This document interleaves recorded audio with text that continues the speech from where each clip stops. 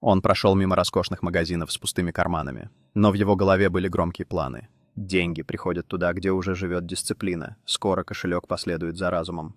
Каждый день он усердно работал над своими идеями, даже когда в карманах не было ни копейки. Он изучил своих кумиров и искал вдохновения в их успехах.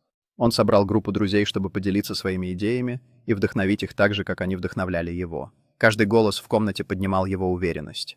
Теперь он заключал сделки и строил связи, которые когда-то казались недосягаемыми. Успех пришел, когда его трудолюбие и решимость собрались вместе.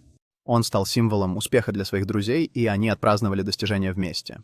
Этот момент напомнил ему о том, что важно не только иметь планы, но и делиться ими с окружающими. Он поделился своей историей с другими, вдохновляя их следовать за своими мечтами. Каждый шаг на этом пути стал доказательством того, что дисциплина и усердие могут привести к успеху.